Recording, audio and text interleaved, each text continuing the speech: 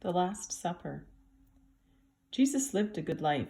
His teaching and healing made many people very happy. He taught people a great deal about God, his Father. Jesus always did what God wanted him to do.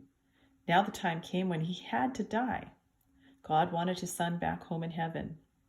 It was 2 days before the great festival called the Passover. Caiaphas, who was the high priest, had called together all the chief priests and elders. They did not like Jesus because people seemed to take more notice of him than they did of them. They plotted to have Jesus arrested and killed. It would have to be done quietly, with no fuss.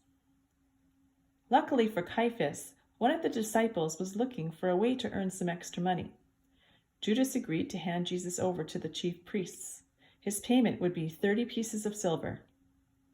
When the day came to celebrate the Passover, Jesus told his disciples where they would all eat that evening.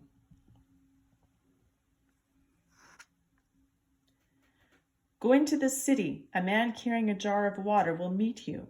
He will lead you to a large upstairs room.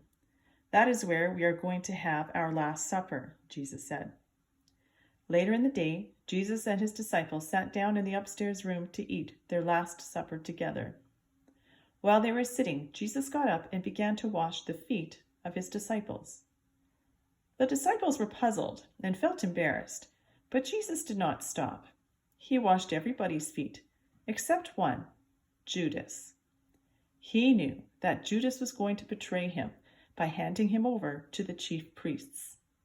As they were all watching, Jesus took some bread and broke it and gave each man a piece. "This is my body," he said.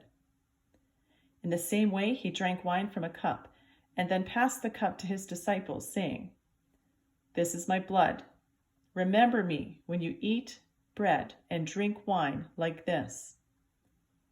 By now, the disciples knew that something was about to happen. Something was not quite right.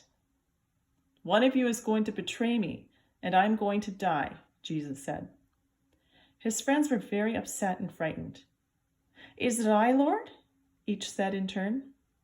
Only Judas, with his hard heart, knew the terrible truth.